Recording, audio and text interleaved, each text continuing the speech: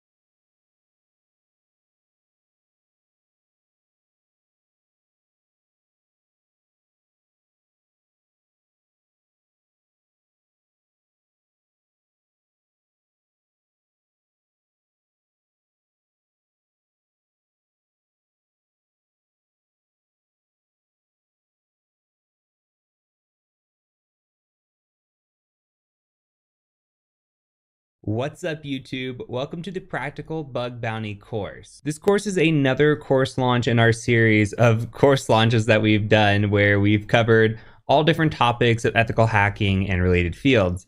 This one in particular is going to be covering the aspect of bug bounty hunting and mostly through web applications. So if we come to the curriculum here and take a look at this, now this course in full is 9.5 hours. What we typically do with YouTube, if this is your first time here, we release the first half of the course. What that does is give you an opportunity to get your feet wet, make sure you actually like this course content, and if you want to check out the rest of the course, you're welcome to come over to the Academy and subscribe. We'll talk about that in a second. But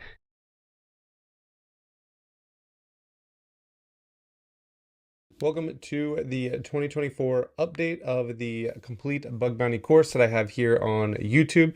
If you are new to the channel and you are really new to ethical hacking and penetration testing and you don't have a virtual machine set up, this is going to be a little bit different. In this specific course, I actually took that out to save some room for other things. So if you do not have a virtual machine installed currently on your computer, then you can click in the first link down in the description and it will take you to a video where I will walk you through how to set up a virtual machine, and then you can come back to this course and get started. So a lot of you probably want to know what is new, what has been updated from the 2023 course, and there's actually quite a bit has been updated. I updated pretty much the entire section on SQL injection, cross-site scripting. Some of the IDOR section is still pretty old, but I also updated parts of it that I thought was lacking. I also updated part of the recon and the fuzzing, as well as the file upload and the server-side request forgery. So actually, in all, probably about half of this course has been updated with new information from the previous one. If you've gone through the previous one, then you probably know what you're already interested in and where you need to be working on to get better. So you probably don't need to go through this course again. But if you are new or you want to see some of the newer parts of the course, and you go ahead and click through it, I have listed out where you can skip to see some of the updated portions of this course. And now let's go ahead and just jump into it. We're going to jump in right with the recon. So we'll go ahead and get started. In this video, we're going to talk about how to scan specific targets in bug bounty programs, as well as fuzzing our targets without getting ourselves into any trouble. I know there's a lot of interest in learning how to scan and fuzz bug bounty targets because sometimes you'll be reading through a program's rules and it will specifically say that there is no scanning allowed. Now, there's a couple of ways to get around this. And if you watch my Shodan video, you can actually use Shodan to scan your bug bounty targets. And then you don't have to worry about anything because you're using Shodan. And that is one way to get around scanning a target and staying in the clear. Now you can use Nmap and fuzzing tools to do this as well. And that's the purpose of this video. So we're gonna go ahead and look at this and I'm gonna show you how to do this without getting yourself into any hot water and to be able to scan these targets without any issue. Before we get going too far, I wanna explain to you why you're not allowed to scan these specific targets. And there's really two main reasons. One, the company doesn't want a bunch of bug bounty hunters using a FUF, which is gonna send several hundred requests per second to their server and have them get DOSed. And sometimes if you do this, you will actually get rate limited or even have your IP banned, which is why I always recommend using a VPN. But there is a way to go around this and I'm gonna show you that at the end of this video. And the second reason a lot of programs are going to tell you they don't want you scanning their network is people will use vulnerability scanners, and this is just really a big no-no. Don't use vulnerability scanners. Recently, a program went live, and then they were getting scanned so much with vulnerability scanners that they actually removed themselves from the bug bounty program. So don't use vulnerability scanners. These are the two big reasons why a lot of programs will say no scanning, and so just be aware of that. If you're going to fuzz for directories, make sure to slow down the amount of requests, which I'm going to show you how to do, and don't use vulnerability scanners. Now, first, I want to show you how to use Nmap without getting yourself into any trouble. I've gone ahead and opened up Tenet from Hack the Box here. If you follow my channel at all, you will know this is my go-to box for web app education. And the first thing we are going to do is run an Nmap scan. So we have opened up our terminal here, and you're probably familiar by now with an Nmap scan. Now, this is the typical Nmap scan that I like to run. I'm going to change the IP right here. So if you would like to jot this down, this is how I run an Nmap scan if I'm doing a capture the flag, but we are not doing a capture the flag. We're going to be scanning a bug bounty program, and it's going to look a little bit different. So we still want this -A, we will want a -F, and this is only going to scan the top 100 ports. The reason I'm telling you to use the -F is because if you're new, you're probably not going to know which ports you want to look at. So I have a list of ports that I use when I run an Nmap scan, because you don't want to scan all 65,535 ports. I think that's how many there are. You want to scan just a specific number of ports. A lot of networks are not going to want you going out and scanning their entire network, but it's okay to go out and scan the top 100 ports. They're probably not even going to notice, and I'll show you how to make it so that they're not going to notice and you're not going to cause any kind of intrusion, and they're not going to care. So we want to run the -F for our ports, and then you're going to want to run a -T and then a 1 or a 2. This is going to really slow down your network scan. I think that Nmap runs on a T3 automatically, and if I'm in a hurry and I just want some ports to shoot at, if I'm in a CTF, I'll run a T5. That's as fast as you can go. But if you run a T5 in a CTF, you can actually miss some ports. So if you're really nervous about running any kind of scan, you can go ahead and run a T1, and they're not going to notice that you're scanning their ports. This is going to really slow down your Nmap scan, and then this -V right here will tell you the open ports as it hits them. So this is going to run a really slow scan on the top 100 ports, and nobody's going to notice. So you can go ahead and run this, and it says that there are 2 ports, and it's going to pop down with the ports as it hits them. And so eventually you're going to see port 80 pop up, and I'm not really sure what other ports are open on this program, but this is how I would run an Nmap scan. And so you can see right here, it tells us that it's scanning the top 100 ports. All right, so I decided to go ahead and add in this Nmap network scanning legal issues page. So if you have any questions about using Nmap legally on your specific targets and you're still worried about it, you can come and read this right here, and it's going to give you a kind of the legalities of using on different networks. I am not a lawyer, so I decided to go ahead and add this disclaimer in there that you are using this at your own risk, and you should check with the laws in your specific state on port scanning. So this is how I would run an Nmap scan if I'm running one on a bug bounty program. This is going to be a really safe scan to run, and it's going to tell you the information that you want from these specific ports, which ports are open, what versions are running on your target. So you can go ahead and play around with Nmap. This is how I do it though, and I want to show you how to fuzz for directories in a safe manner, and you may still end up getting rate limited, which is fine, especially if you have VPN. You can just switch your VPN. So we're going to go ahead and run FUF now, and this is the syntax for FUF. I'm going to show you this with this common word list right here, and then we'll go ahead and download SecList, and you can see a better word list than what is default on the Kali machine. We can actually see what we have as options here, and you will see that I'm using the FC to filter out specific codes that I don't want to see. And I think I had a 402 on here, a 403. I don't want to see the 403s, but you can leave those in if you want. And then you can filter with other ways, but we're looking for that -P, and it is right here, and it's going to tell you how to delay your requests, and you can slow them down by however much you want, from anywhere from 0.1 seconds to 2 seconds in between requests. Okay, so we have this request here, and let's say we really want to take our fuzzing really slow. You can run this with a 2-second delay or a 1-second delay in between requests. We don't really need to filter out by the not founds, and then we're going to run our word list, and we're going to run the common word list.txt. So if you want to, you can go ahead and run it just like this, and you will have this word list. So if we run this, you can actually see right here the progress. You can see the number of requests that are being sent, and so it's sending 37 requests every second, which is actually kind of a lot. One of the things about FUF is it is really fast. We'll actually show you how fast this will run without slowing it down, and you can see right here it's sending around 600 requests per second, and that is really fast. You're definitely going to get yourself rate limited or picked up running requests that quickly. But FUF is my go-to tool. I often tell people that you can run Derb just like this, and you shouldn't find yourself in any trouble because Derb is pretty slow. But I like to use FUF because of the options that are available with it. Now I want to go ahead and show you how to install SecList. I'm actually going to come back here. I do have SecList already installed, which will save us some time, but you can come out to Google, go to their GitHub page right here, and you can run a git clone. So we'll copy that right here, and you want to CD into your opt, and then you can type in a git clone right here, just like this. And you can see it's the last thing I actually installed on here. This will take a little while to run, and then you can CD into the SecList, and you can start looking through all of the different word lists that they have in here. So you have a fuzzing directory, you have a discovery directory, and I actually think the discovery has some pretty good word lists, and then we can CD into the fuzzing because that's what we're doing. And there is all of these different word lists for you to pick from when you're doing your fuzzing. So this is how I would recommend scanning a bug bounty program if you are looking for specific ports to be open or you are checking for directories. So good luck with your bug hunting. We're going to be covering the tool Shodan for the purpose of bug bounty hunting and searching for vulnerabilities, as well as information disclosure and how to use the tool within the command line as well as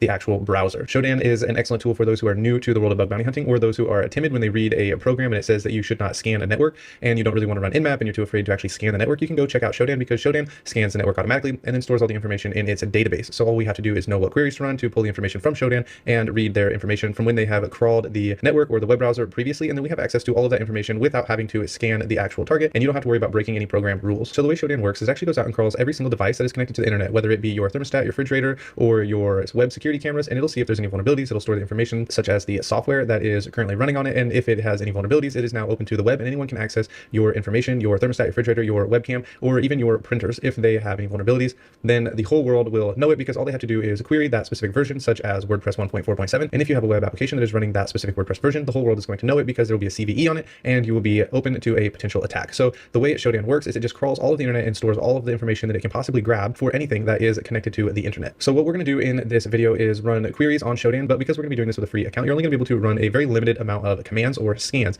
If you're actually wanting to use the Shodan scan feature, you're going to actually have to pay for it. I think it's $70 a month, which is kind of steep. I personally would rather just scan it myself with Nmap and look at the ports I specifically want and read the information that comes back that way. But I know that some of you would probably rather just pay the $70 a month and have access to the monitoring feature that we're going to cover a little bit later on. So typically when I think of the people who are going to enjoy Shodan the most, I often think that black hat hackers are going to be the ones who love Shodan the most because it stores all the different version numbers. And if a new CVE comes out and somebody says, okay, we have this vulnerability to this specific software, they can just scan all of the internet and find out what devices are running that specific software because black hats don't really care. They can just attack anything. But this can also be helpful for bug bounty hunters as well, because if a new CVE comes out, you can go out the same way as a black hat would and say, Shodan, show me all of the devices running the specific software that are vulnerable to this CVE. And then you can download all of those devices and look through them to see if there are any web applications that are running that specific software, and then see if they have a bug bounty program and report it. This is going to be kind of tedious, but it'll be really easy bugs to find and vulnerabilities to report because all you have to do is read the downloaded file and look for open bug bounty programs on those specific web applications. So an example of Shodan being used in a really massively way, kind of for an unethical purpose, can be seen on Darknet Diaries. I forget the name of the specific episode. I think it came out a couple months ago, and the guy goes by the hacker Giraffe, where he actually used Shodan to look for vulnerable printers, and he printed subscribe to PewDiePie to over 50,000 different printers. He was able to do this really easily and really quickly because he was able to just use Shodan to look for vulnerable printers. And so in that episode of Darknet Diaries, I think you can just look up Darknet Diaries hacker Giraffe and listen to it if you want. All that guy did specifically was go to Shodan and look for vulnerable printers, and it seems like that's kind of one of his go-to tools, is to go to Shodan, look for some vulnerable software, and then look at all of the devices that happen to be vulnerable to that specific software or CVE. So let's go ahead and jump into it. Here we are. I have gone ahead and opened up a terminal, which you will want to do, and then you will also want to go to shodan.io. I'm already logged in. You'll click login over here.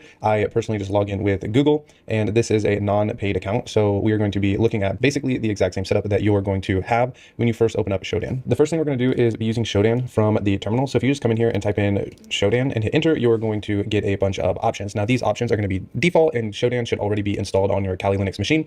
So I'm not going to actually walk you through how to install Shodan because we're going to run it straight from here first in the terminal, and then we'll go through and actually check out the browser version later on. I've decided to show both the terminal and the browser because there are some people who really like running things straight from the terminal, and you'll be able to play around with it and figure out exactly what you like. And then there are other people who like to have a graphical user interface and they'll like the browser version better. And so what we're going to do is go ahead and initialize our Shodan for the terminal, and you can see this right here, this init. So we're going to end up running a Shodan init, but we also need to have our API key. So you'll want to go ahead and log in. So you'll want to go ahead and create an account and log into Shodan just like this, and then you will click account and you'll be able to grab your API key right here. So we'll copy this and come back to our terminal, and we're going to type in Shodan init, and then you will paste in your API key and hit enter.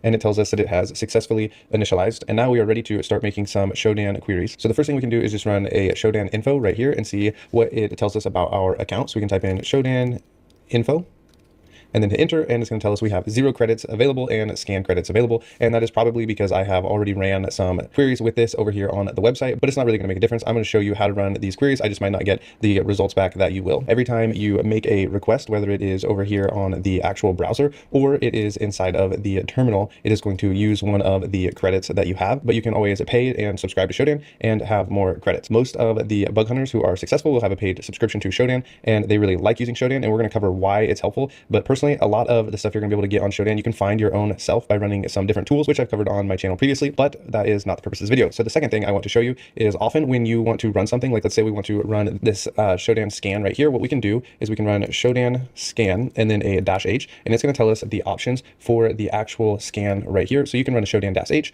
and then you can run the Shodan scan -h, and it's gonna tell you the list of commands that you can run with each one of these commands that comes first. So when you're using Shodan, it'll be really helpful for you to know that you can run the -h with each one of these so that you know exactly what you're gonna be getting back and exactly how to get the information that you want in the future. And a lot of your understanding from these right here is gonna come from playing around with them and reading the documentation and just pressing the -h on each one of them and figuring out what exactly they do. So one of the first ways to check out Shodan is we can just say Shodan and then count, and then we'll say WordPress. And when you run this might not work for me because I don't have any credits, but when you run something like this, you can see that we just want to count the number of results for this search. So what will happen is Shodan will go out and count all of the servers that it has in its database that are running this WordPress right here. And it actually did tell us, it tells us it has 52. But if you wanted to run something a little more specific, I spelled that wrong, that makes more sense.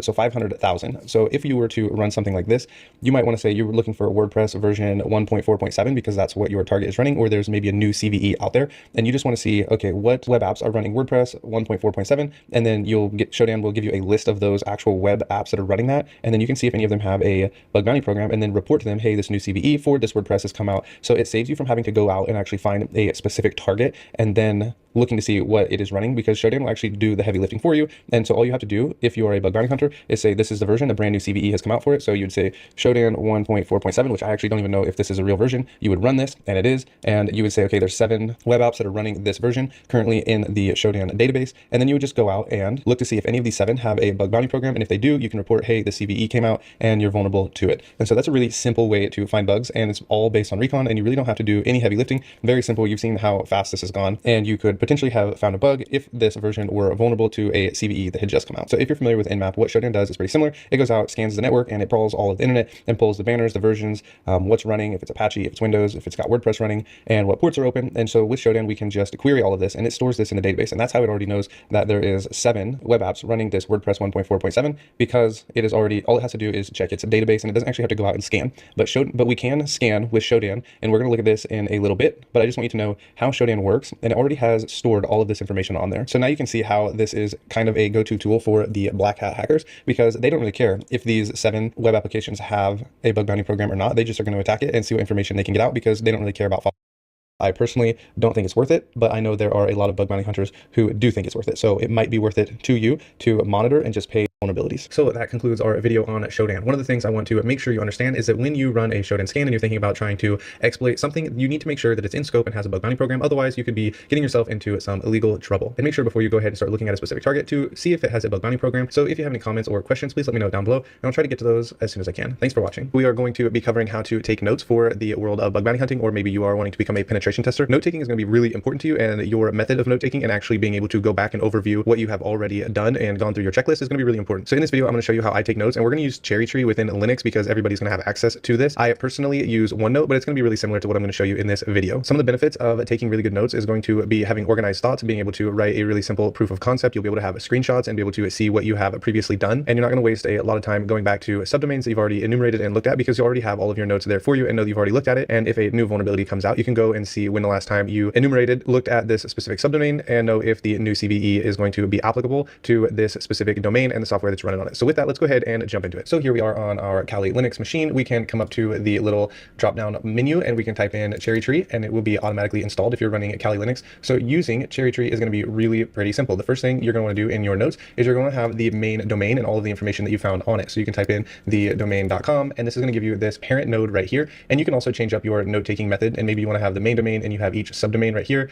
Like this, you could have subdomain 1, only it would actually be the subdomain name right here, and then you'll have all of your notes from that subdomain. But if you do this, there are some programs that have like 800 subdomains, and this would take forever to do, but you can come in here and do every single subdomain like this. And so it'd be, we could just say sub.domain.com, spell that wrong, like this, and then you would have all of your notes within this specific subdomain. So if you decided to go this way, one of the things I would suggest doing right out of the beginning is when you put in your first subnode is maybe just call this the software right here, and you can say that it's running some kind of CMS. Maybe it's running WordPress, and then you'd have the version of 4.2.4, and then you can know that this is what's running. So that way in the future, if there's any kind of CVE that comes out for the WordPress version that's running, you can come back to this subdomain and see if it's vulnerable to that new CVE. Another reason you're going to want to have some kind of list of the subdomains. So let's go ahead and delete this one right here so it looks a little better. If you decided to run a bunch of subdomains in here, so we can type in sub1.domain.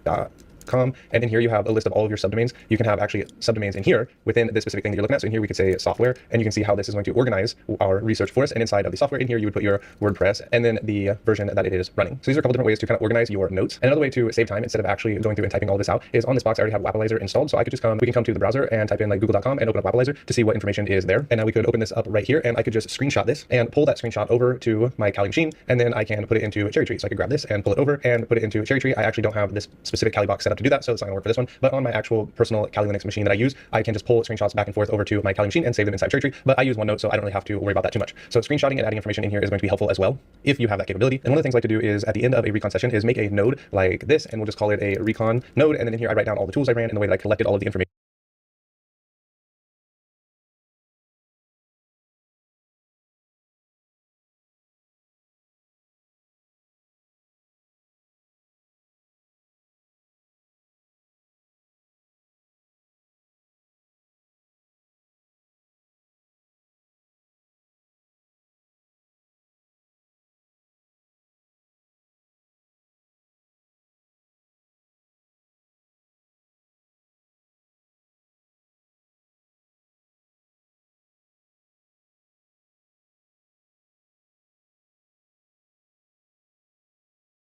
So that way I have a clear set of notes, and that way if I ever come back to this specific target, I can see if maybe I've missed something, or maybe I've learned some kind of new recon technique that I can try out on this specific target, and I'll know what exactly I've done on this target and what I can do in the future to further analyze the information on my specific target. So make sure to write down your methodology of your recon and attack, because it may change in the future, and you might be able to go back to old notes and old targets and further do enumeration and testing. And lastly, one of the things that is going to be really helpful for you in your note-taking process is to have some kind of a checklist. And so one of the last things you're going to want to have is a good checklist of vulnerabilities and recon, and you can just go out to Google and look for a bunch of different checklists and find whichever one works best for you. Maybe copy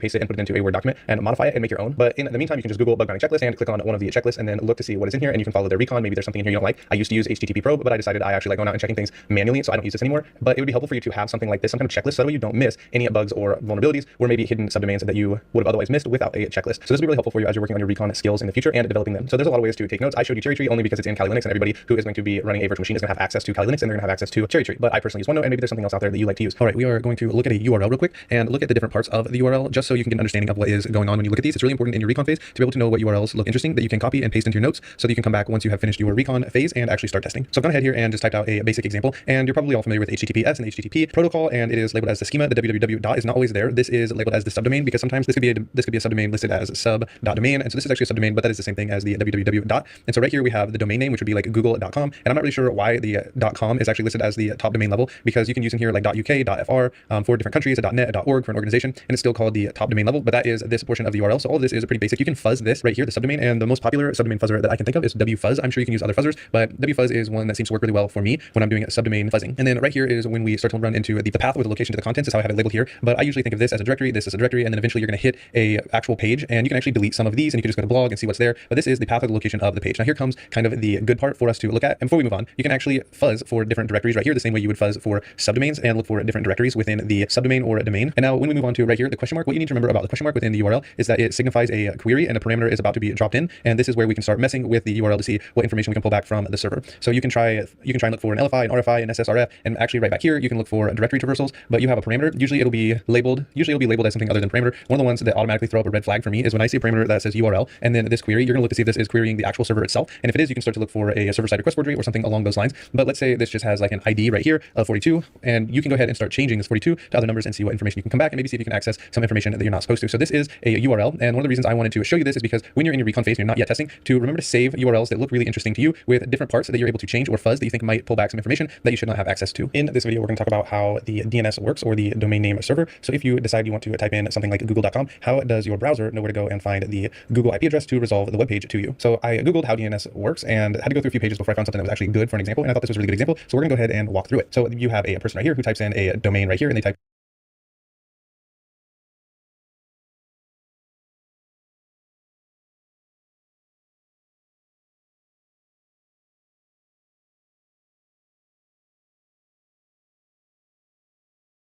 in dnssimple.com, and it will check the web browser's cache, which you will see right here on your local machine, to see if you have visited this page before. So if you ever go to facebook.com and you're logged in the future, next time you go to facebook.com, it automatically logs you in because you have stored your session and cookies in your cache on your actual browser. So it will automatically log you in. But if you log into facebook.com using Firefox and then you go to Chrome and you try to log into facebook.com, you're going to have to re-authenticate because it doesn't have that stored in your browser cache. So the first place when you type in a web address, it is going to go to the web browser to see if it's stored in the cache. And before we move on here, you can see right here at google.com, they have an IP address for that. The reason you have actual domain names attached to IP addresses is because it's easier for us to remember a domain name such as Facebook rather than a string of numbers for facebook.com or a bunch of other web apps. We just remember we need Google. We don't need to remember this string of numbers right here. So the purpose of a domain name is to give you an easy way to remember the contents of a specific IP address, which is going to resolve to either Google or Facebook or Wikipedia, as you see right here. So that is the purpose of the domain name. So after your browser tries to gather the information and it's not able to, we can go to the next page and it shows the packets moving out to the ISP server, which is going to be your internet service provider, which we're told right here. And it's going to ask, how do we find this website? And it is going to tell us that the root server knows where to find the location for the .com TDL. And we've talked about the TDL before. It is the top level domain, which can be .com, .org, .edu,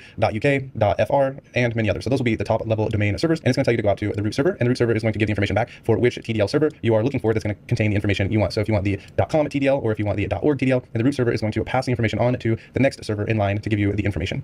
So here we are at the root server and our packets are going to make the request. And we're going to be told that it doesn't know where to find dnssimple.com, but it's going to be able to tell us where the TLD is located, and it's going to send us on our way. So you can see here is root, and here are the TLDs, and it's going to send us to the right one. So before we move on too far, if you're wondering how this would work with, say, something like the Tor browser, my understanding of how the Tor browser works is that it's going to encrypt all of your data so that the ISP isn't actually able to track the web application that you are trying to reach, and the Tor network opens up a bunch of nodes for your encrypted data, and it doesn't actually go through this process until after it has reached the exit node, and that is how your ISP, your internet service provider, is not actually able to track where you are sending your requests to. And the same thing would work with a VPN as well. So on to the next page, and it gives a little bit of a history that we don't really care about on the TLDs, and finally we make it to the .com TLD, and it's going to say here is the name server 1 and the name server 2, name server 3, and name server 4. I'm not actually positive, but I think all domains will have 4 name servers. So if you host with Cloudflare or Google Domains, and I'm pretty sure with the other hosting companies, you're going to have this NS1, NS2, and you're going to see this when you're actually setting up your domain to resolve to a specific IP address. So it's going to send you to the name server at this point, and you get sent on your way to the next page. And here you make it to the NS1, and the NS1 it says I can give you the IP address, and then you get the IP address and you're able to resolve to that specific IP address that you queried in the beginning, such as google.com. So I hope this made sense. If not,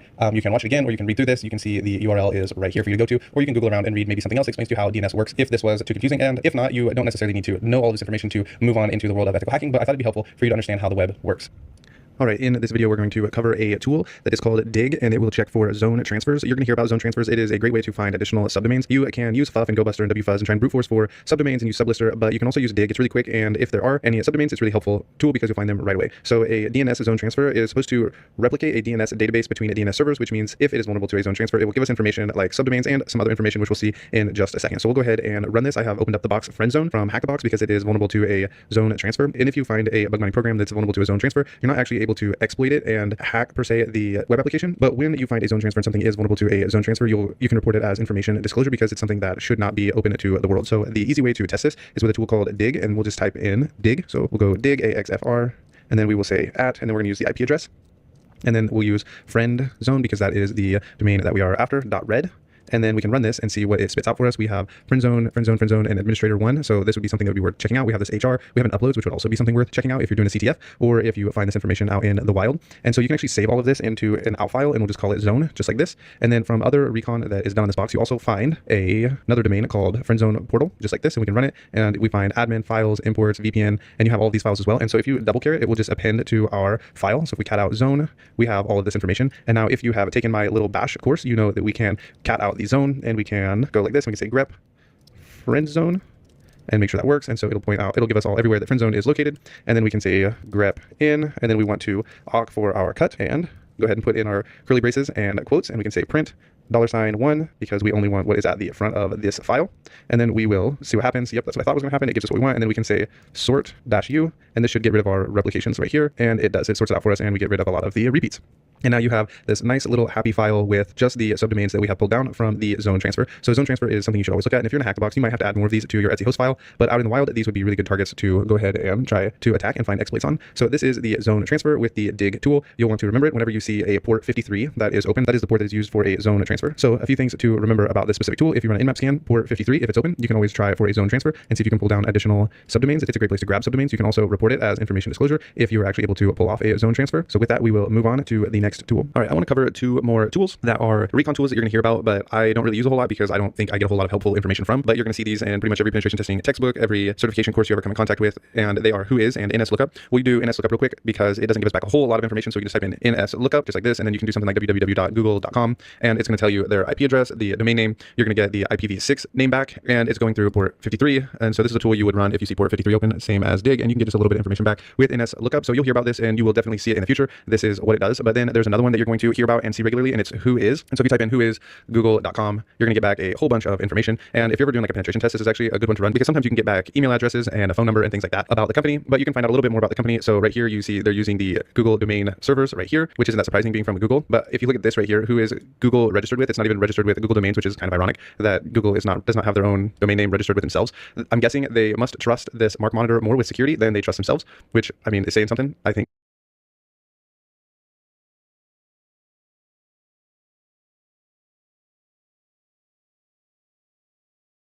Google should probably switch that. But anyway, if you know why they're using Mark Monitor instead of Google domain names, then you can feel free to let me know in the comments. Maybe they're just using it just because they never changed it once Google domains came out. Anyway, this is Whois, and it just tells you more information about the domain name and where it's registered and the kind of the security behind it and who's running it. And you can look up to see if there's any vulnerabilities or anything like that. You're probably not going to find a whole lot from Whois other than just about the domain name, where it's registered, who's it registered with, an IP address, and basic information like that. So these are two tools that you're going to hear about for sure in the future and would be worth remembering, but I don't use them all that much because I don't find them to be that helpful. I wanted to let you know about them because you will see them and hear about them in the future, and now you know what they are and what they do. Another tool that would be worth your time investigating is the Harvester. It looks like this, and this tool will go out and look for other domains and subdomains, and it will also find email addresses if you're a penetration tester for you to try and target. And the usage is really pretty simple. You just type in the Harvester, and then you would pass in a domain with the -d, and then you can pass in the source that you want to look for something. So you would just use domain.com, and then let's say we wanted to use Google, you can put in a -b and then google.com or any of these other options down here for the source, and it will go out and it will try to look for domains, and it will scrape all of these search engines for subdomains, email addresses, and things of that nature. So the Harvester is a penetration testing tool that you're going to hear about from time to time, and it's one to be aware of and know that it exists. You're probably not going to use it in any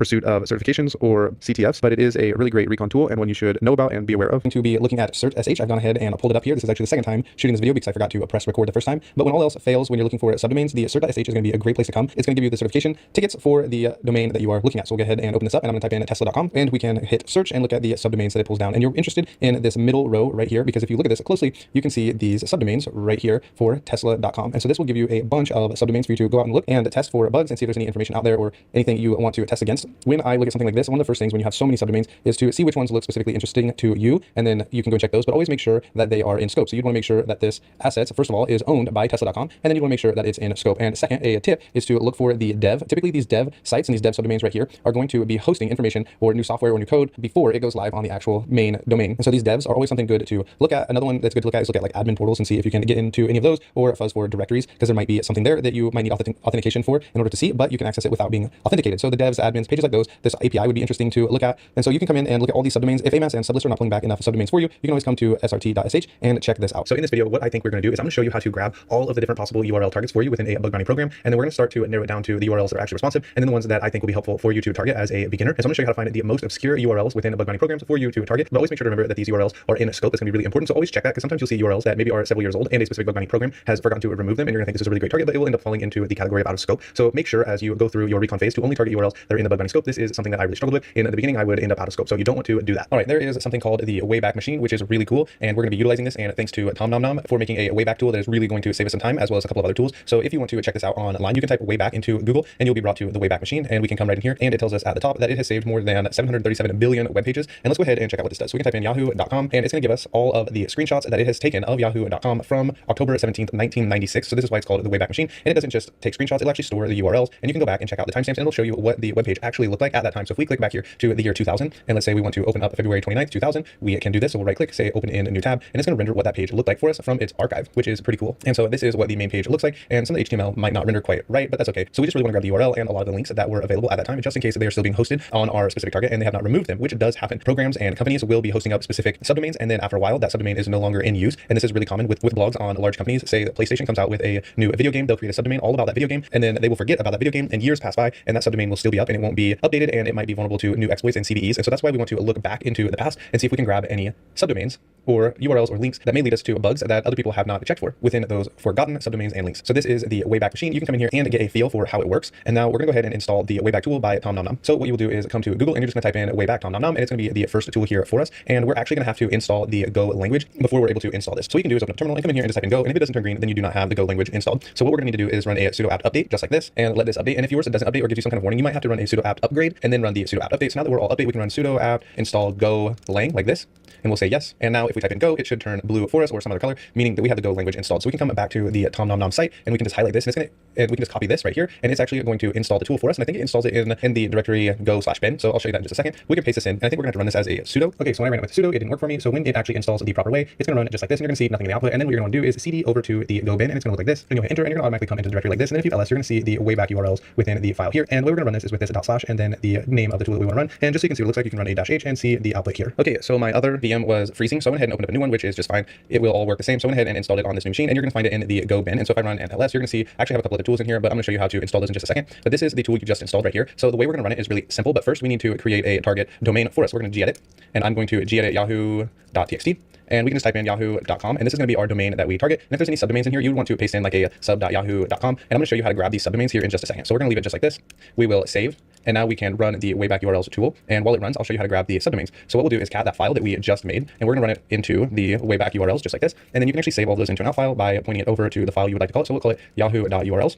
And we'll let this run. And now while that runs, we're going to go ahead and grab some subdomains. So we're going to run an amas enum-passive-d yahoo.com. And this might take a second, and it's going to give us a ton of subdomains that we would want to run the Wayback tool on. And so our goal is to find really old pages on these subdomains from the Wayback tool that are going to have some vulnerability. So we'll go ahead and close out of this. And what we're going to end up doing is just grabbing like 10 of these, because I don't really want to run the Wayback tool on all of these. You would run it on these if you were actually looking for any vulnerabilities within these pages. But my goal is just to showcase the tool for you. So we will copy some of these URLs and come back over here. And this is still running. So, oh, it just finished. So what we'll do is now we can gedit our yahoo.txt. Like this. And what you would do is you would run all of these subdomains in a file just like this. So you might want to save this amas right here into an out file so that you don't have to copy and paste, but that's okay that we're not gonna do that. And we're gonna save this. And now if we ran it, it would run and grab the valid URLs for all of these subdomains for yahoo.com. So now that we have that saved, what you would do is you would run this the exact same way you did right here, and it would run this Wayback tool on all of those subdomains that we just put in that file, and it would save them over here in the URLs for us. So what I want to show you is if we run a word count right here on this yahoo.txt, it's gonna show us, that's the file that we made. So we want to run it on the URLs, and it'll show us that we have more than 128,000 valid responses from the Wayback tool, and we don't necessarily want to visit all of these 128,000 URLs. And if we ran the Wayback tool with all of these subdomains, I bet we would have well over 1 million different URLs, and we don't really want to check all those. So now we want to see which ones resolve in order for us to know which ones to target. So what we would do at this point is you're going to run a sudo apt install HTTP probe, and it's going to look like this. I already have it installed, so you can go ahead and run it. And then after you run it, you can type in HTTP probe to make sure that it's installed, and it should turn blue for you, just like this. And the way we run it is the same way we would run the Wayback, just like this. So we're going to go ahead and cat out our Yahoo URLs, just like this. And I'm going to actually delete the valid URLs. You can save it into an out file if you want. I'm not going to. I'm just going to let it spit out to the console and then cancel it. And so we would go ahead and run this, and I think this is URLs with an S, like that. And it's going to go ahead and start running this, all of those 128,000 URLs that we pulled down from here, and it's going to start printing the valid ones out down here in the terminal for us. So I'm going to go ahead and cancel that. The valid URLs are going to get printed out just like this into the terminal, or you can save them into an out file. And then once you have the valid URLs, you can start to look through which ones you think are juicy and you want to target. One other thing I want to show you is if we type in our HTTP robe just like this, and we run a -h just like this, you can start to see if you want to give them a timeout in milliseconds. So I think there's 1,000 milliseconds in a second. So if you wanted to run HTTP probe and you didn't actually want to wait for it to try and resolve each one for the default of 10 seconds, which is kind of a long time, you could change this and see if the web URL resolves in like a second. That's probably what I would do. So I would run a -t and I would say 1,000 instead of 10,000. So that way it only takes a second before it moves on to the next URL. So if it went to this URL and it didn't resolve, by default, it's going to wait 10 seconds to go to the next URL. And if you're running over 1 million subdomains, that's going to take forever, especially because a lot of them are really old and are not going to resolve. So I would run it with 1,000 subdomains 1 second. So if this did not resolve within a second, it's going to go ahead and go to the next one. So this is one of the most comprehensive ways to pull down the max number of URLs for you to target within a bug bounty program. In this video, I'm going to show you how to find subdomains, which are going to be really important for you if you do any kind of bug bounty hunting or penetration testing, because subdomains are usually targeted the least. And usually what happens is beginners just log into the main page and try and hack on the main page, and it doesn't really work out for them, and they become really frustrated. So let's go ahead and jump into it. Okay, so here we are. We have opened up a terminal, and you're going to go ahead and sudo apt update, and then you're going to type in sudo apt install sublister. I just want to show you sublister because it's really popular, and I used to use it a lot, but I've really stopped recently because it's not pulling down as many domains as I would like. So if we just type in something like sublister and then yahoo.com, we'll see what it pulls down. So you'll type in sublister-d for the domain. Actually, we can type in a -h for help, and you can see what all it's able to do. So we're going to type in a sublister-d, and then we'll just type in yahoo.com, and it's going to go out and search all these different search engines and then bring back the results. And remember, when you see all of these subdomains that it brings back, that you need to check to make sure they're in scope. Sometimes I'll show you what I do is I just open this up and I'll be like, okay, here's a subdomain, and let's go through these subdomains, and I'll show you what I think is the best way to do this. So if you're in Firefox, you're going to want to download something called OpenList plugin, and we want it on Firefox. So we'll just go ahead and add this, and it's telling you right here what this is going to do. It's going to open multiple URLs at a time, which becomes really helpful for us. It says we want to add, we're okay with adding, and here it is. So we now have this right here. And what OpenList does is when you have all these subdomains and you want to see what happens, you can just copy these and then you can paste them in.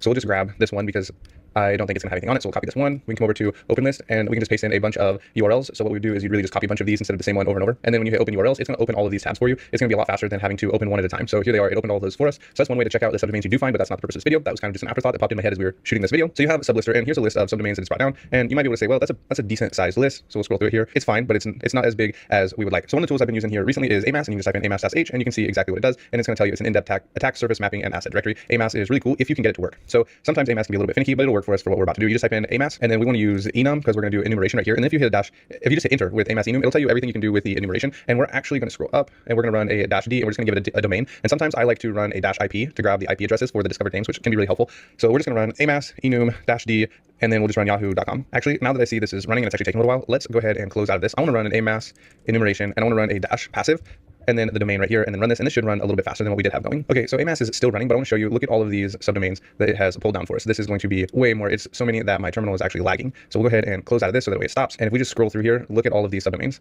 This has way more subdomains than we had with Sublister. It is an insane amount. So all of these subdomains you want to check to make sure that they're in scope, but look at all these Yahoos. Like, this is a crazy attack surface. If you can find a program that has a really wide scope, then most of the subdomains you find will be in scope, but make sure to always check. I can't believe I'm still swinging. There has got to be like nearly 1,000 subdomains right there. So AMAS is something you'll want to check out. I love AMAS enum, and then I run the passive because I think it runs a little faster. And then Yahoo. In this video, I'm going to show you some cool recon tools that are going to be able to help you figure out what kind of technology is running on a specific website that you may be trying to target, and an easy way to find out some version numbers and search for vulnerabilities. This can be really helpful for you to know what is being used and what technologies are running on a specific website, so that way you know what kind of attacks you should be looking for. So with that, let's go ahead and jump into it. All right, so here we are at tenet.hdb. This is a box from Hack-a-Box. I decided to use this because if there was something vulnerable on a live web application, I didn't want to accidentally show any information. So a few ways to find out what tech stack is being used is with a tool called Wappalizer, and it is right here. I already have the extension installed, and you just come up here and you can click this extension and it'll show you what it is running. So you're running WordPress 5.6 out of Google and type in WordPress 5.6, and then you can type in exploit or vulnerability and just read to see if there are any vulnerabilities or anything that needs to be patched with this specific vulnerability. Sometimes inside of here, you'll see something like this database. This is really helpful for targeting SQL injection. So you have a MySQL database. So if you find any places for any inputs, which I'm not sure if there are or not, you can try to pull up some kind of SQL injection. The Wappalizer tool is really helpful in giving you the programming language. So if we're on a web application and we are testing it, if there is something like the programming language of PHP, there are some very specific ways to go about manipulating PHP or checking for PHP type juggling. There's different things you can do knowing just the programming language. And then something like this right here, we have the web server is Apache, and you can do the same thing we did with the WordPress 5.6, and we can go out and see if there's any vulnerabilities here that maybe have not been patched for this specific website. So Wappalizer is a really great way to find out what kind of technology a web application is running. And so if you wanted to install this, you can just go to Google, type in Wappalizer, and you can type in Wappalizer, and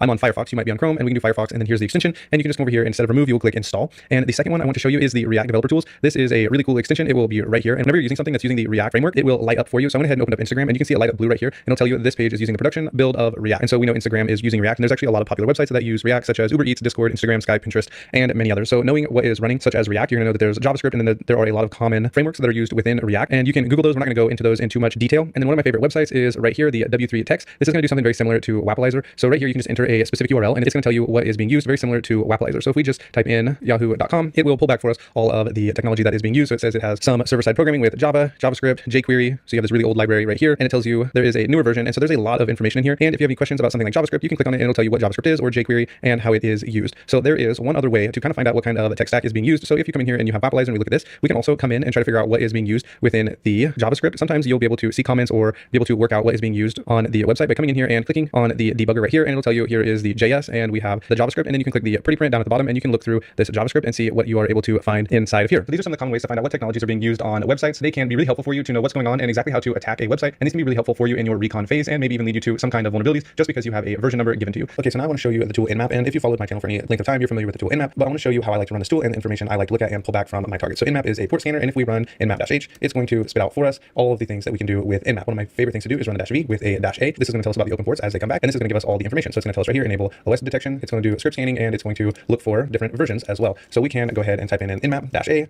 and usually you would run a -p- if you're doing like some kind of CTF, but if you were doing a bug bounty program and you're not wanting to knock on the doors of all the ports, you would just run the specific ports that you would like to see if they are open. And so I've gone ahead and opened up a Hack-a-Box, and so if we run this is what it's going to look like, and the -v is going to give us back the ports as it finds them. So it says port 80 is open, and it has finished and tells us about the open ports. And one thing to note about Hack-a-Box is it says it did not follow the redirect. So we went out to see if port 80 was open. We were redirected to academy.htb, and if I actually wanted to open that, and I keep getting this not found right here, that is because I need to add this to my Etsy host file, but we're not going to do that right now. That's not the point of the video. And we are told we have the Apache version, and it tells us our methods, and it gives us these ports are open as well. So this is how I like to run Nmap, and so we will continue on. There is one last way to search for subdomains and directories that I think will be helpful for you to know specifically specifically subdomains. We've seen this before dealing with directories, but we're going to use the tool fuff. And this is the syntax that we're going to use. We're going to go ahead and fuzz for subdomains on yahoo.com. So the tool's pretty simple to use. We just type in fuff, the URL, which is going to be right here, and the location that we want to fuzz, which is for subdomains before yahoo.com. And this is going to brute force for us any subdomains that come back with the status code 200. And then we're going to use our word list, which is right here. And then we're going to use a slowdown of 1 second. So we can go ahead and run this, and you should be able to see subdomains start spitting out as it finds them. And here are a few different subdomains. And we'll stop this right here. I want to show you. So we got this 301, which I believe is going to be a redirect, but we have different sizes, different word sizes. So you might want to go and check these out anyway. But just in case we didn't want to see these 301s, what we can do is I think it is a -FC, and we can say 301. And now it won't show us any of those 301s. Sometimes that comes in handy when you are fuzzing and you keep getting 401 or 403, and we really don't want to see those. And so you can see here are some 200s. So if we wanted to, we could go out and look for these subdomains and see if any of them look interesting to us.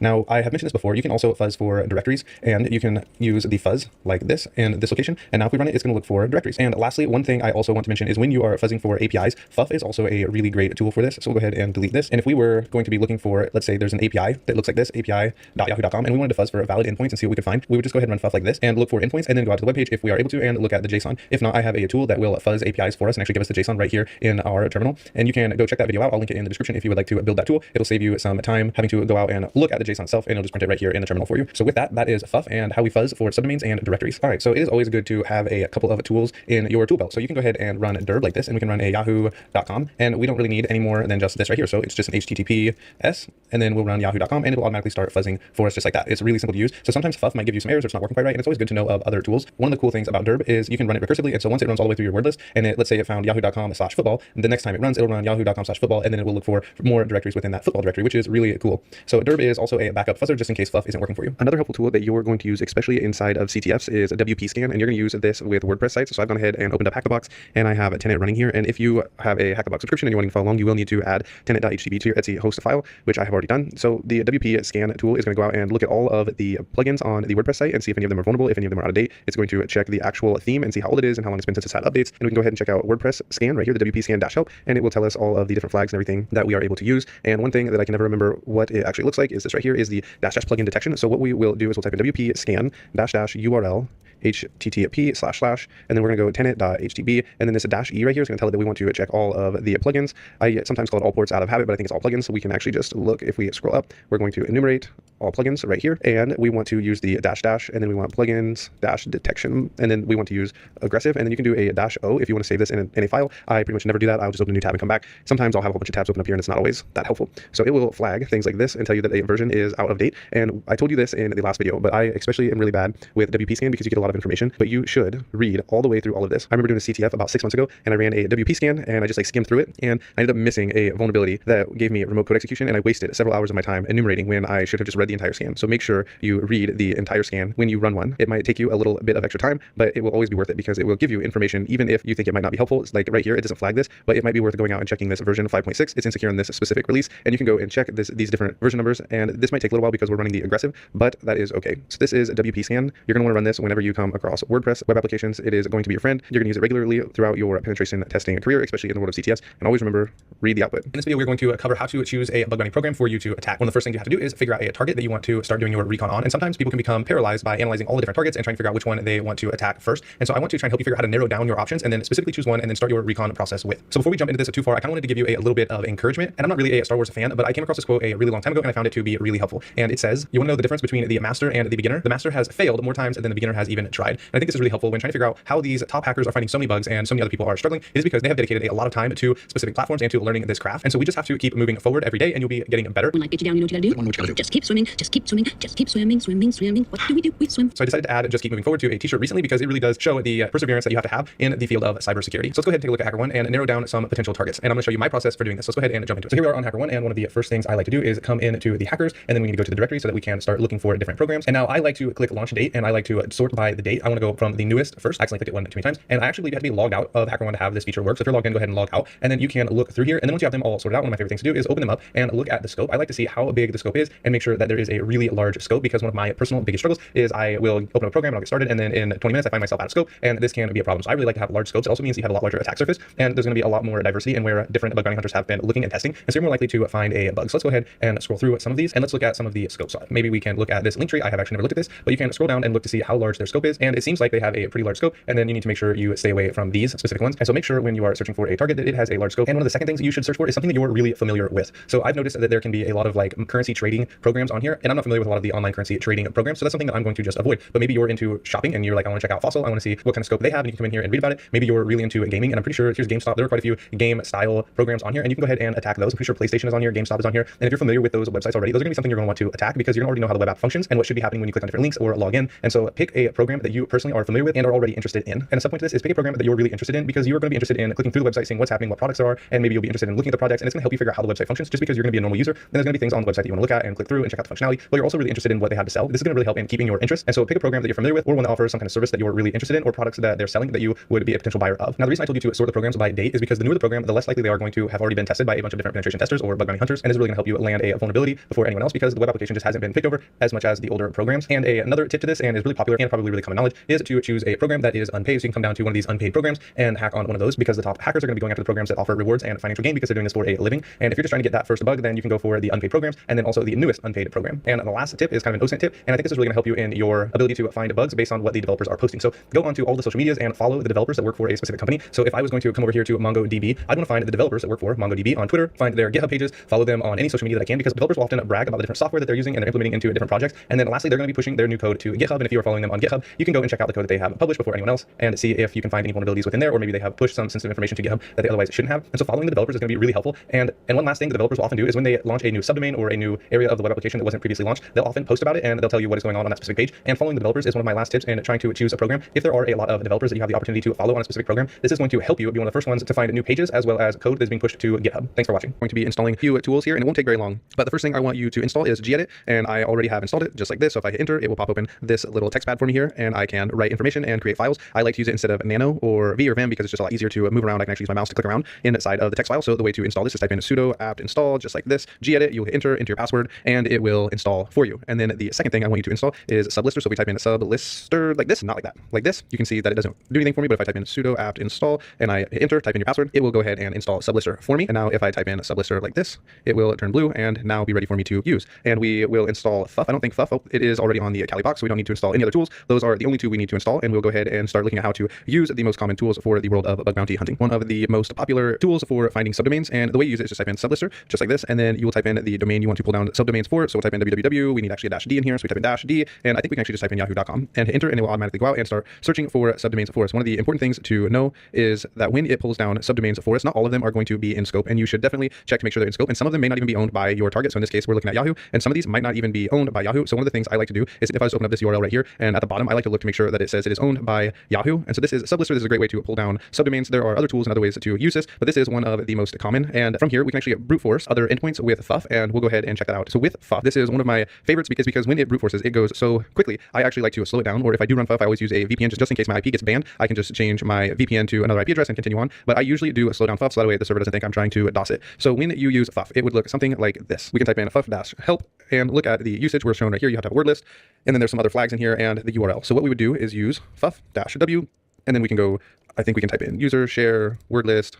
What are my options? derb/small.txt. We use this word list, and then we would type in https www.yahoo.com, and then we type in fuzz like this. If we hit enter, we need to have our -u right here, and if we hit enter, it'll automatically start brute forcing for us right here where we put fuzz to see if there are any extensions that we can find. A few things to note: we use the -p right here for the delays, and you can also use the filter options right here in order to filter out. Let's say we wanted to filter out by a response code, or we wanted to match a response code. We could get rid of these 302s right here, or anything that has one line, or let's say one word, and we can just filter out with Fuff that way. So that way the output doesn't go quite so quickly. So we can just come up here and we could say FL. So we're going to filter out. We need a flag -FL, and we can filter out by the line right here, and we can say anything with one line, don't return it to us. And now you can see it running, and what is brought back has more than one line on it. And there's other ways to filter these out, and you can go ahead and play around with Fuff. It is one of my favorites. The other one I like to use is derb because it's really simple. You just would type in derb, and then you type in the URL that you want to attack, and then you just hit enter, and it'll automatically start testing for you.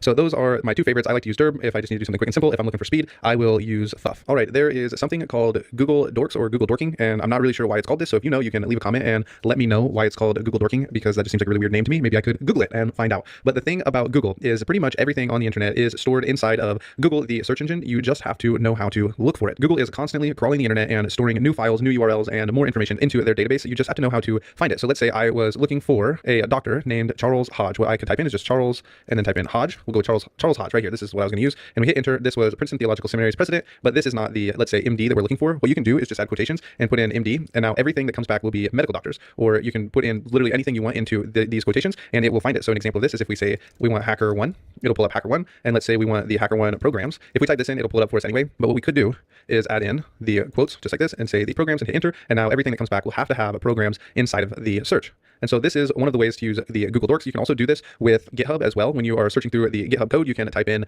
a specific word. Like let's say we're looking for HackerOne, and then we type in quotes, and we want to look for an API. It'll pull down what has an API, and then you can come in here and you can look to see if they have an API that you can use. So using quotes within Google will help you narrow down your search and what is brought back. And as I mentioned, this is something that you should do within GitHub as well when you're searching for, let's say, API keys or passwords or something of that nature. And now we're going to move on to burp. Okay, in this video, we are going to be setting up our proxy burp. And right now, if we just enter on Google, it loads just fine for us. But when we set up our proxy, this is going to not work. I'm going to show you how to set it up. So we will come over to these three lines. We'll go down to settings, scroll all the way to the bottom, click settings, go manual proxy configuration. We're going to go 127.0.0.1 because this is the default with port 8080 on burp. So if we say okay to this and we come over to Google now and we try and run it, it's going to tell us the proxy server is refusing connection and we will need to open up burp. And if this is the first time you've opened burp, there might be quite a few things you have to click through in order to actually get it to open. But once you get it to open, it will look something like this. So if we come to proxy and options, you'll see right here, this is what we have set up. And we're going to need to import these certificates. So you'll click at this top one next, and we are going to go next. We're going to open up file. I guess we're going to select. We're going to have to, and in the file that we select, we'll go to our desktop. This is a great place to store it. So we'll name the file cert.ca and we can save this.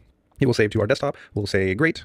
And now that this has saved, we're going to need to add this into our security. I've already added it in, so I'm not going to add it in again, but it'll look just the same. You'll scroll down once you've gone 3 lines to settings. We'll just show this again. Settings, privacy and security. Scroll down. That was too far. Scroll down to certificates. I guess it's all the way at the bottom. You'll click view certificates, and then you're going to import. And we're going to go to our desktop, and we're going to say we want all files, and then we're going to save the cert that we just opened. You will click open, and I have already installed it, so we'll say okay, okay. And now when we come back over here to Google, we'll need to turn our proxy interceptor off. We can test it to make sure it works, and it does. I accidentally clicked one of the little tabs down here. So if we say Google, we are now running as we need to, and if we need, we can intercept a request just like that, but we're not going to get into that just yet. So that is how you set up burp, and we will continue on. Okay, we are going to be starting our URL portion of this course, just what exactly we can learn from the URL, what we can do in the URL, which is actually quite a bit. The URL is actually something that you can learn about how the website functions. You can look, sometimes you can see information, personal information, sensitive data can be stored there. So for example, if in this URL it had an ID of my name or my email address, those are things that you wouldn't necessarily want in a URL, or specifically if a password was in there, those are things that you could actually report if you had sensitive data in there. But we're basically going to be looking at how we can manipulate the URL to our advantage and what we can do specifically with pages. So I remember when I first started down this path of wanting to learn web app pen testing, sometimes you'll go to a capture the flag website and it will be just a blank page. And I remember coming to the blank pages and thinking, oh my goodness, I have no idea what I'm supposed to do. But for you, we've already gone through the recon portion of this course, and you know to go to Derb and just start looking for directories. And then also we're going to be looking at the source code. I mentioned it briefly earlier, but it's something that can be really helpful, and I'll show you why. So I made this very, very basic HTML website. Well, I'm about to show you something that Derb would probably find, but if it doesn't, you can kind of see how this is going to work. You can come in here and you can just go page 1, and then you can go, okay, well, if there's a page 1, is there a page 2? And then you hit enter. Oh, page 2 is blank. And then you go page 3, and then you hit enter, and we hit a forbidden page.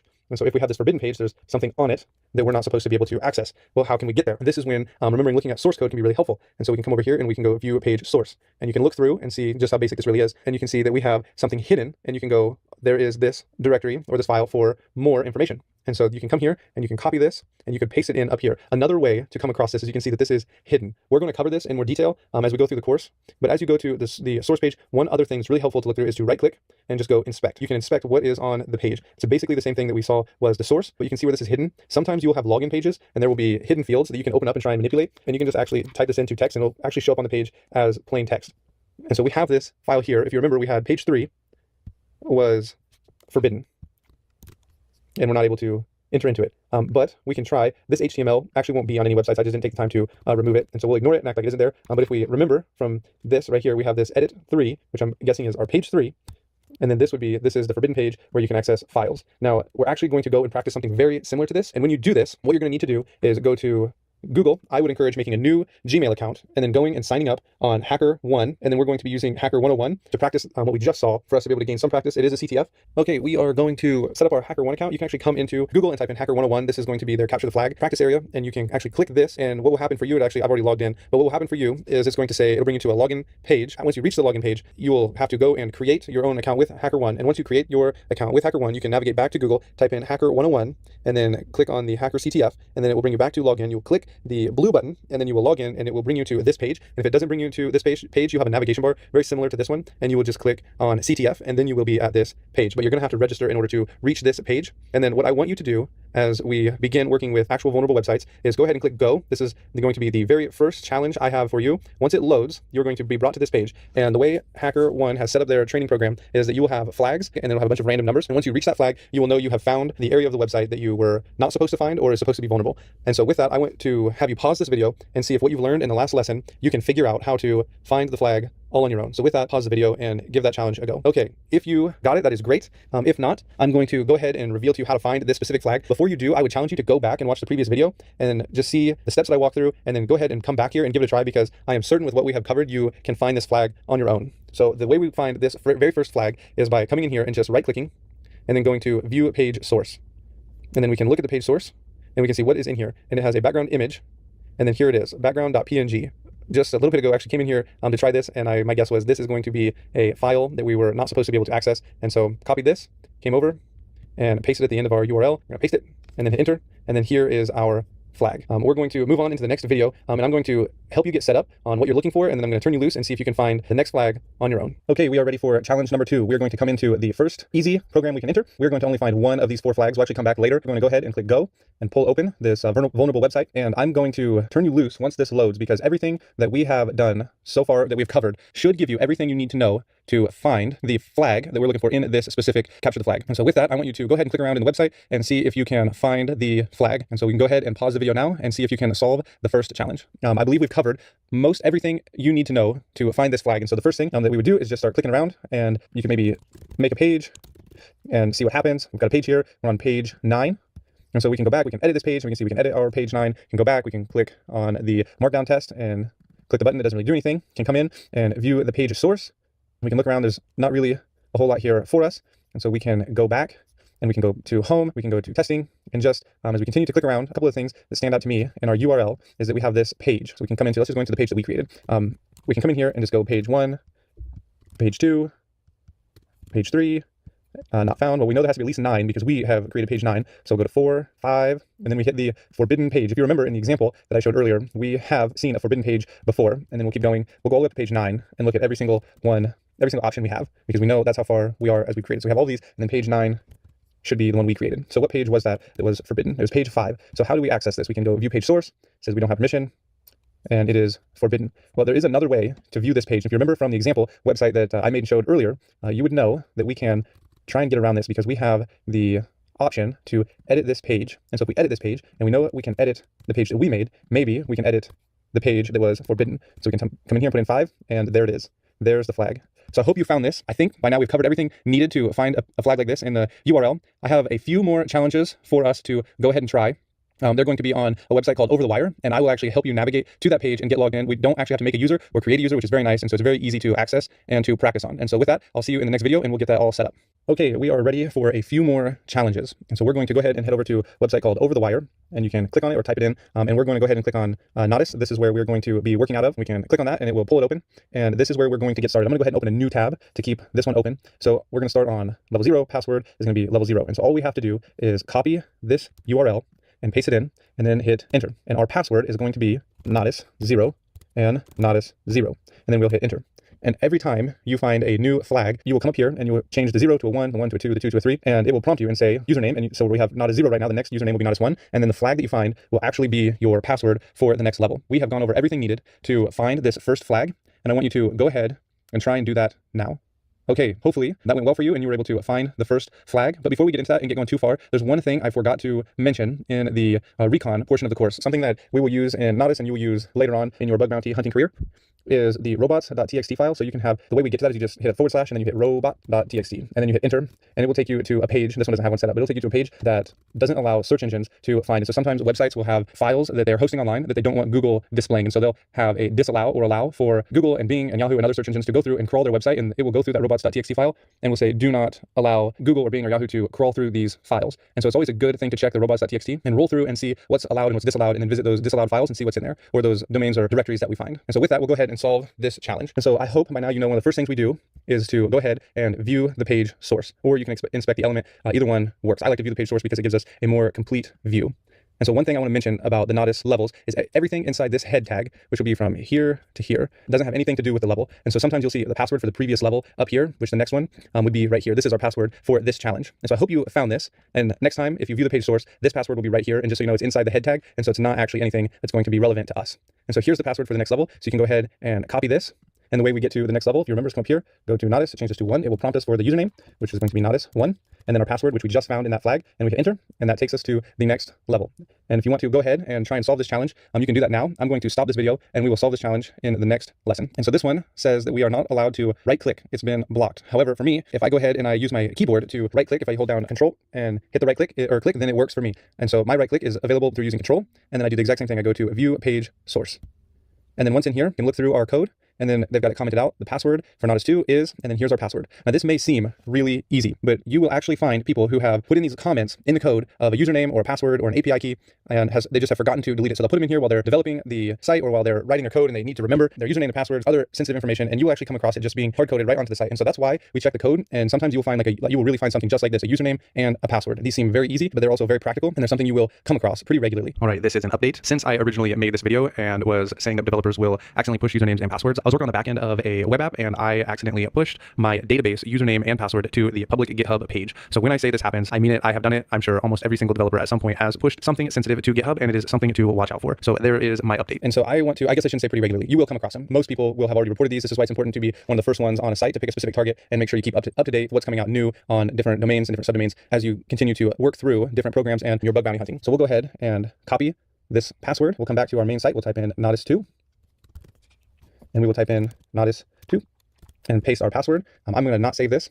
And then here we are again. It says there's nothing on this page that should give us a clue. Everything we need to know to solve this challenge, we have already covered previously. I think there's a little more to it that will cause us to need our critical thinking skills, but we have covered everything needed to solve this challenge. And so I'm going to go ahead and give this a go, and we'll go over the solution. Okay, how did that go? Hopefully you were able to solve this challenge. I'm actually going to show us a couple different ways that we could solve this challenge, just so that we have a more rounded understanding of how the URL works and how different files and different directories are included into domains. And so with that, I think by now you probably know what we're going to do. We're going to go ahead and right click. We're going to view the page source, and we see here's where it says there's nothing on this page. And so we can look through everything in the header, doesn't matter, isn't relevant to us. And so all that's left is this image. And then we have a link. So what we can do is we can go ahead and copy this, and we're going to paste it into our URL. And so as we paste this, we can go ahead and hit enter and see where it takes us. And when I first solved this, I went and I checked to see if I could inspect the element to see if there was anything else on this page other than this picture, or maybe there was something inside of it that would help us. And when I was looking here at the URL, I noticed that this is a file or an image, and it's inside of a directory called files. Now, if you remember, we can actually go back directories, and you can actually just delete the pixel.png, and it will take you to the previous directory, and here it is. Or we can go back, and just another way to see this is you can do just like we learned in our home folder or in our Kali Linux terminal. You can have your slash, and you can go .. / and you can hit enter, and that will take us back one file or one directory. And so we've already viewed the pixel, and now we've been in the parent directory, but now we can see this users.txt. And so we can click this, and it'll take us into a new file, and here's usernames and passwords. And so you have Alice, Bob, Charlie, and then here's Nodus3. So this would be our username, and here is our password for the next challenge. And so we've seen all of this before. We have seen that we can find in our source code things that don't show up, or hidden files or hidden images. And so we've seen this before. So I hope that you would have copied this and have pasted it. And we've also seen what's called the directory traversal, going back or deleting and moving into different files and different directories. And so I hope that you were able to solve this challenge. And so we'll go ahead and get set up for the next challenge. Different ways to install OWASP Juice Shop, and you can watch the next 5 minutes of the video and see which one you think looks easier. I personally think the TryHackMe OWASP Juice Shop right here is the easiest way, but I'll show you how to download and install OWASP Juice Shop onto your local machine, and you can decide which way looks easiest for you and you would like to run. So I'm going to show both of those to you now. Since I originally have made these videos, OWASP Juice Shop has now been put on TryHackMe, and it's really simple to just go to TryHackMe, make an account with them, and connect with their server, and then open up a Juice Shop box. So you can either install it the way you think, and then download and whatever the VPN, and install a vulnerable web app on our local machine. It's a great place to practice. It's put out by OWASP, which is going to be a great resource for you to download and get it downloaded. So we type in Juice. I went wrong. EGZ. Little short. And so I'm going to go ahead. This is going to terminal. File we just downloaded. We need to then Juice extract all of the install. You will put in Y. And so we'll go ahead, and that will go into our Juice Shop folder and downloads and see. So now on port 3, and this is now our vulnerable web app that we're going to be practicing on in the future lessons. But before we get to practicing and seeing what we can manipulate and what vulnerabilities we can find, I want to walk us through a little bit of what we're going to be looking for and how to identify different vulnerabilities and how we're going to use burp to help us find them. But you will notice that if you have burp running and you turn your proxy on and you start clicking on things and you refresh the page, burp is not intercepting anything. It is not working for us. So we need to configure our traffic so that it goes through our proxy. And we're going to do that by going over here, opening a new tab. We will type in about config and hit enter. And I will warn you to proceed with caution, because this will change how your browser functions. So you want to accept the risk and continue. And we're going to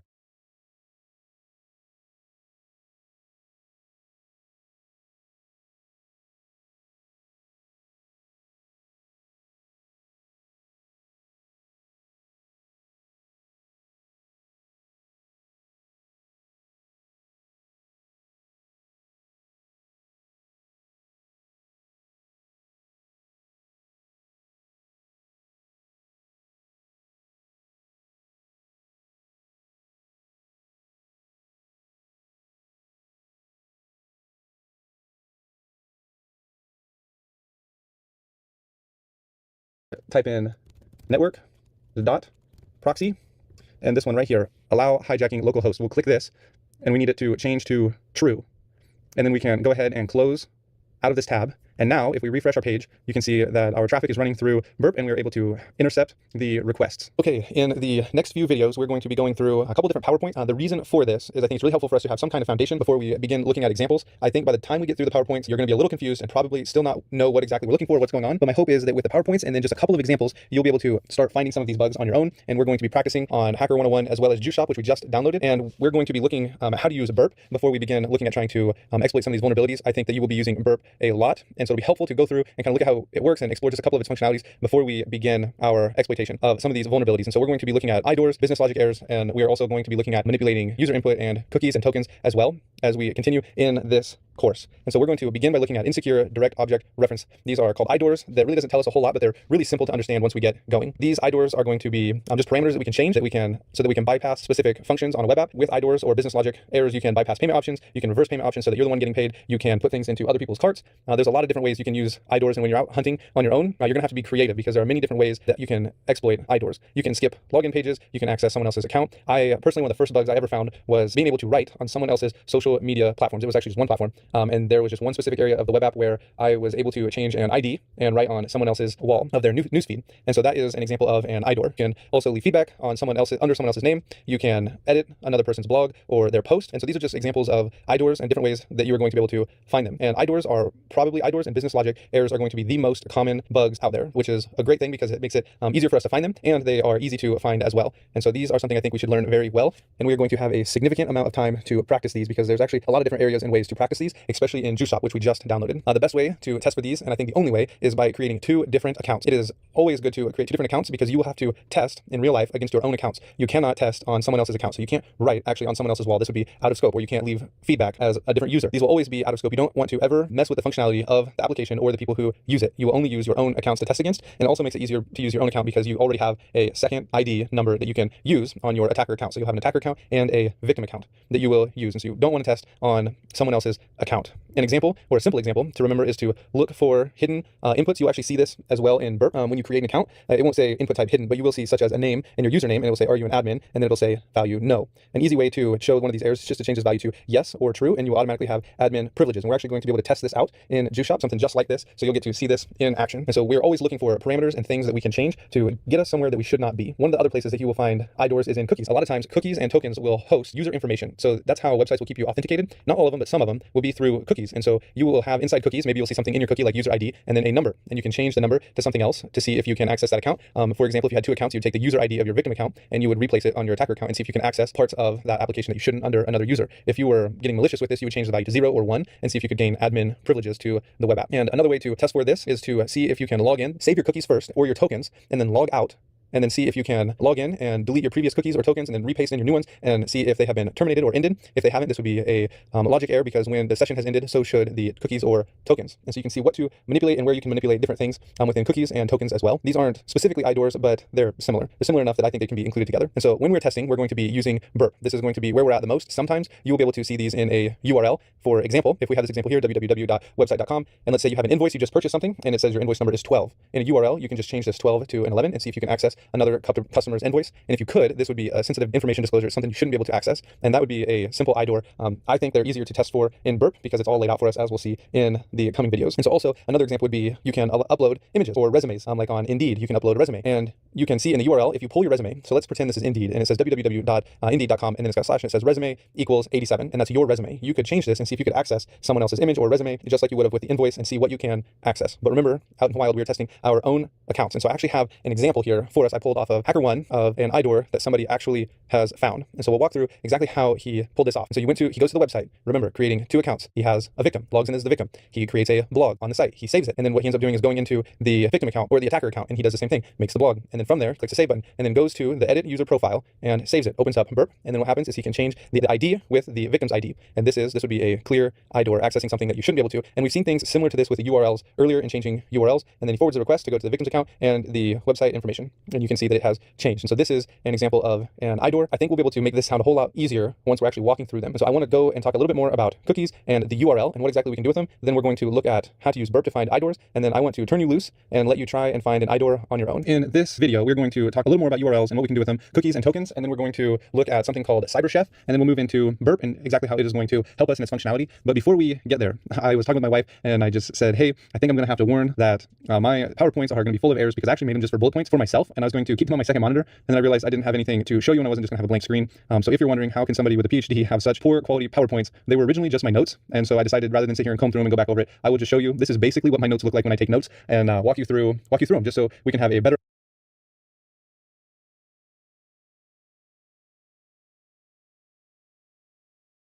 understanding of a few more exploits before we move into burp. So first, changing passwords. You'll actually come across this in JuiceShop when we are practicing and more as we get further into the course. Sometimes you will see a URL that looks similar to this, or in burp, it will pop up at the bottom of a post request and we will have something similar to this, like a change password. You'll have the username and then the new password will be stored right here. And in something like this, you could actually grab someone else's username and on your victim account, try and change the password to it and see if you're able to pull that off. Or you can go ahead and see if you can maybe delete your victim account by, instead of having changed password, you'd have delete account or delete user or just delete. And then you can put the username here and you would obviously not have the password. You will also in burp be able to have delete instead of you'll have put, post, delete options, and you can try and delete the account through burp. And if you are unable to, even if you aren't able to pull any of that off, if you have a URL that has a username and a password in it, even if it is encoded with something as simple as base64, this would be an information disclosure. And we'll get to why this would be an information disclosure in just a few slides. We talked about this a little bit in the last PowerPoint in the last video. If you have a website, something similar to this, which I actually just copied this out of the OWASP guide and the OWASP pentesting guide, as well as another image that we're going to come to here in a second. Sometimes you'll come to something like this. If you are logged out and you copy and paste in a URL that requires you to be authenticated and it says authenticated no, and it does not allow you to view the site, you can just change this authentication here to yes or true and see if you are able to access the site and see what you can gain access to. And then we can check the logout functionality. And this is why it is an information disclosure if you have a username and a password in the URL, because it is possible for you to log out on your computer and then close the browser and you'll be able to open up the browser and it has cached the previous page that you were in and you can go back into the history and open that page. And if it opens, even if you're not able to go to any other links because you're not authenticated anymore, but if it opens that URL and your username and password is in there, it would be an information disclosure. Or if you log out and you don't close the browser, it's possible to hit the back arrow or the back button and go to the previous page and have the information there. And this can also be more than just information disclosure. If you're able to hit the back button after you've logged out and then browse the site again and it re-authenticate you, this is something that's listed in the OWASP guide. It's something that happens. It's not very common, but it's something to check for. And you might be thinking this isn't a very big deal because that's what I originally thought it was. Okay, we are going to, in this video, go through some of the functionality of burp. And so I'm going to go ahead and have you navigate over to Hacker 101 and get into their CTF. And we're going to open up Postbook and you can go ahead and click go and pull it open. And when you're there, the first page you'll come to will look like this. And so we'll go ahead and come over on burp. You can turn your intercept on and make sure that you are sending all of your traffic through your proxy by coming over here. We'll go to preferences, scroll down to setting and make sure that you have manual proxy configuration. And then it looks like this. And once you have that done, you can click OK. And your proxy should now be set up to intercept your traffic. And just to give it a test, you can refresh the page and make sure that it pulls through here and you can forward all of the requests we intercept, or you can just turn it back off and then turn it back on. But we are going to come in here and we're going to sign up. And so we'll go ahead and click sign up and you can just see what's going on in here. We have our sign up.php. You can see it's pulling that from our URL. We have a get request. We'll forward that and we'll come back over here. And this is where you're going to make your username. And we can just type in test and password can be test. And you can submit your query. And then in here, you can see your username and your password. And if you wanted to actually try and mess with this and see what we can do with it, we would send it to repeater. So you just right click and click send to repeater. And over here, we can send this request as many times as we would like to. And so in here, we can change the username and click test1 and then send it. And we are getting a 302 in response. So let's go ahead and shut this off and see we have successfully signed up. And I think we actually created the test1 account as well. Yep, so we have made the test account and the test1 account. And while you're in repeater over here, you can see that this would be not a very secure way of submitting these things. You'll actually come across this pretty regularly, even on large, very common websites. And you can see what you can do here. You can try and manipulate things and see just what you can do and maybe type a get request and change to a different URL and see what response you get over here. There's lots of things you can do. And in repeater, you can send this as many times as you want to the server and really just try and figure out if you can get anywhere that you shouldn't be with this. And so we're going to go ahead and come back to our proxy, turn it on. Now we are going to just create a post. We'll go hello world, create post. We have a user ID of 5. And remember, every time we see ID, we should be thinking IDOR. What can we change? Where can we go? What can we get with this? And we have the body of the message over here. We have a cookie over here. You could bring this over to CyberChef and see if maybe there's anything in there. If you remember, we just go magic and then we would paste it in. And you can see we didn't get anything out of our cookie. And so that's okay. We come back here. We can send this to, it says we get a redirect. You can follow the redirect and then come down here and see what your response is. And it says we need to sign in. So you have to be authenticated. So the cookie is necessary, something that we have to have in order to continue on for authentication purposes. But as you can see, this is kind of how I would just go about testing at the beginning. Just see what I can do with this ID, what I can do with burp with body, see where I can get, where I can go, see what responses come back. And with that, I think I've given you a pretty good clue here with this user ID. There is an IDOR in Postbook. I'm going to give you the challenge now to open up burp come in, make an account or 2 accounts, and see if you can find the iDoor. Before we go ahead and solve this challenge, I want to introduce you into one more functionality inside Burp that is going to be helpful in the future as you're doing bug bounty hunting, and that is the intruder. So right here in intruder. Now, one of the things we could do with intruder is as we come in here and we just refresh this page, we have this ID of 6. Let's say there are 1,000 different numbers in here. What you can do is send this to intruder, and it will actually go through these numbers for us. So you can come over here and you can go to position, and we will clear this, and you'll highlight this number 6. And what it does is it will go through every number we specify in here and replace that number 6 and then give us back the response. So we can come over to our payload and we can go simple, we can do a simple list, and then we will put in just numbers. We'll do 1 through 10. So you just go 1, 2, 3, 4, 5, 6, 7, 8, 9, 10. And now we have just a simple list and we have just the one position, and we're gonna go ahead and run through these numbers. And so what you do is you click start attack and go okay, and it will automatically replace that for us. And then we can click on these and see what we have in the response. And you can come through and see if we have found anything in here. It says write a new post, my profile. It doesn't look like anything private. This is for my own eyes only. Number 2, and we see the same thing. And this one actually has someone put in actual content, and then you can go down to number 3, and you can see how this would make it easier. So you don't actually have to go through and do 1, 2, 3, 4 manually. You can, but you don't have to. And so what we would do if we wanted to get more malicious with this, as we're looking for an iDoor, we can come back into our proxy here, and you can turn it off, or you can use Burp. I'm going to use the URL just because it's what we're used to, but I would encourage you to actually try this with Burp. I'm going to show you how I would do it with the URL, and then you can actually come in here and see if you can run this exploit and find the flag with Burp and without using the URL. And so what we do is the exact same thing. You can come in here and you can just go 1, and then somebody posted this. It's not private, it's to public, and you can come here and you can type in 2, and this actually has the checkbox. Yes, this is my own eyes only. And so this would be something that is not supposed to be seen by everyone. And so this would be considered an iDoor. If this was an actual program, you could report this as an iDoor. And not only that, you can write inside someone else's entry here, and then you can save the post. And in saving the post, I am not actually sure why there are 2 flags, maybe one for writing on someone else's wall and one for the iDoor. I'm actually not entirely sure, but you can see the author was also an admin. So we made it beyond just a regular user and into an admin.